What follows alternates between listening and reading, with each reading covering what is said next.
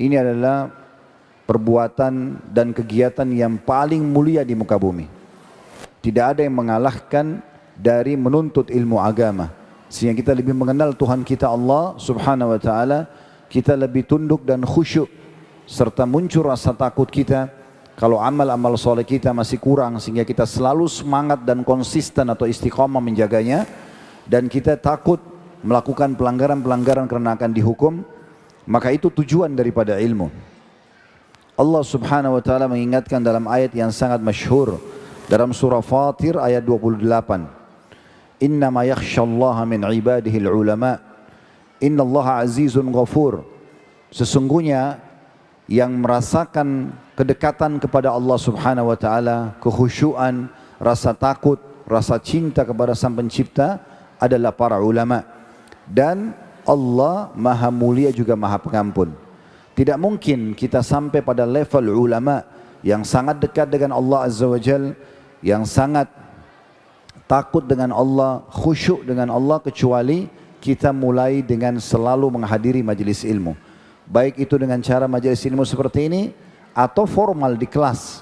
Dari mulai SD atau ibtidaiyah, thanawiyah, aliyah, sampai ke kuliah. Semua itu adalah cara agar kita sampai kepada level ulama. Dan tidak ada orang yang dilahirkan dalam kondisi alim. Semuanya harus melalui proses belajar. Dan dalam Islam tidak ada kata cukup untuk belajar. Abu Yusuf rahimahullah, seorang murid Abu Hanifah, beliau pernah berselisih pendapat dengan salah satu sahabatnya tentang salah satu hukum dalam bab warisan. Kemudian setelah mereka beradu argumen, ternyata Abu Yusuf merasa dirinya keliru dan temannya yang benar. Tetapi pada saat itu mereka sudah berpisah. Dan di masa itu tidak ada alat komunikasi kayak kita sekarang. Maka Abu Yusuf terus mencari temannya. Di mana temannya itu dia tidak tahu. Sampai akhirnya tiba masa di mana Abu Yusuf akan meninggal dunia dan sudah diranjang kematian. Sudah tinggal menunggu sakaratil maut saja. Maka temannya ini dengar dan datang. Setelah Abu Yusuf lihat di atas ranjang kematian, dengan sangat semangat dia tersenyum menyambut temannya tersebut. Dan mengatakan kepada temannya, masih ingat enggak? Dulu pernah kita berselisih pendapat dalam salah satu masalah di bab warisan. Dan setelah kita berpisah, saya menemukan argumentasi kamu atau dalil kamu lebih benar. Maka tolong ajarkan kepada saya. Di ranjang kematian dia masih minta untuk menuntut ilmu. Jadi tidak ada kata batas. Maka temannya mengatakan, wahai Abu Yusuf, Anda sudah di atas ranjang kematian. Tanda-tanda jelas, sudah sakit, sudah sangat tua. Maka syahadatlah. Kata dia, saya sudah syahadat. Tapi saya meninggal dalam kondisi mengetahui ilmu dan argumentasi itu atau dalil itu lebih saya cintai daripada saya meninggal dalam keadaan saya tidak tahu. Maka akhirnya Abu Yusuf pun menghafal dalil-dalil yang disampaikan oleh temannya di akhir hidupnya di atas ranjang kematian.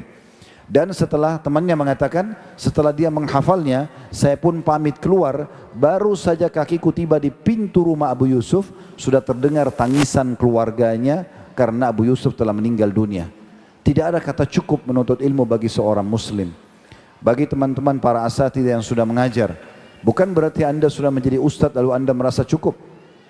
Jangan cukupkan diri dengan buku yang kita bedah. Misalnya Anda mengajar hadis, mengajar tafsir, mengajar akidah, mengajar bahasa Arab.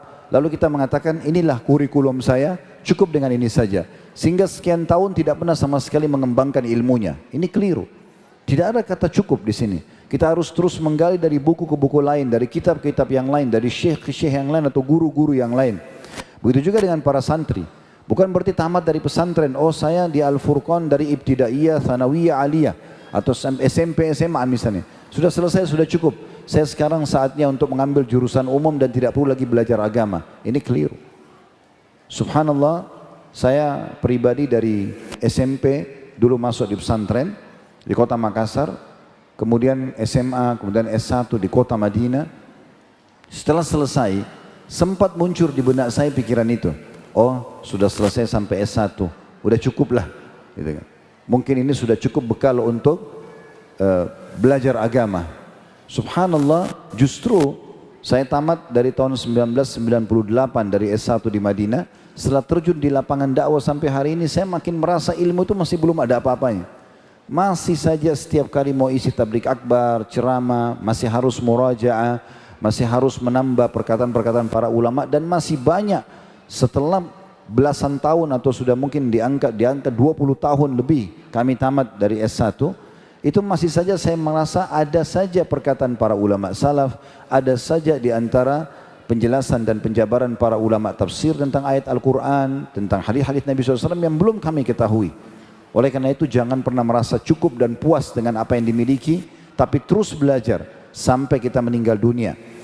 Siapapun teman-teman sekalian yang diberikan ilmu agama ini, diberikan kesempatan kayak sekarang, duduk di majelis seperti ini, ya, baik itu pendatang dari luar pesantren ataupun dari ma'had pesantren ini, santri ataupun ustadz, itu berarti Allah menginginkan kebaikan buat kita. Allah akan memberikan hikmah atau pemahaman ilmu agama ini kepada siapapun yang ia cintai. Dan orang yang mendapatkan ilmu itu walaupun sesaat dia dengarkan, itu sebuah karunia yang sangat luar biasa.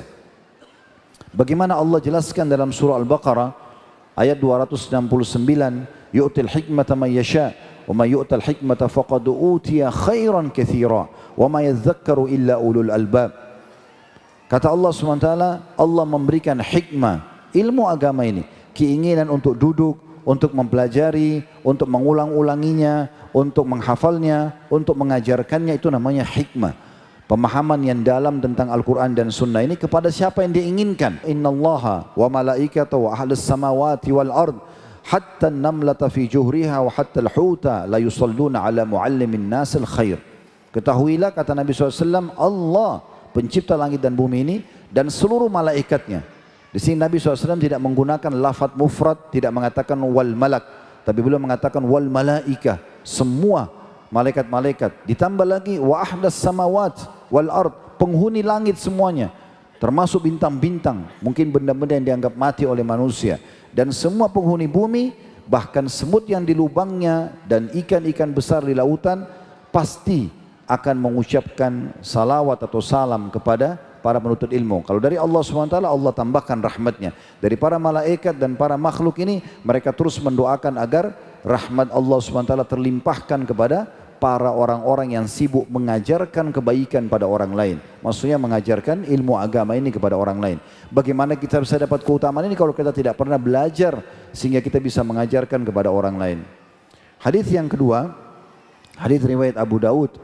Kata Nabi SAW, man salaka tariqan yatlubu fihi ilman, salakallahu bihi tariqan min turukil jannah. Barang siapa yang menempuh salah satu jalan dari jalan-jalan menuntut ilmu, misalnya kayak formal di pesantren begini sekolah, atau ustadznya yang mengajar atau ustazahnya yang mengajarkan, dia belajar, dia mengulangi lagi muraja ilmu yang pernah dia tahu lalu dia ajarkan kepada orang lain, atau teman-teman yang bukan juga formal datang khusus mendengarkan pengajian misalnya. Di masa kita sekarang ditambah lagi selain offline begini ada online misalnya. Maka semua itu masuk dalam hadis ini.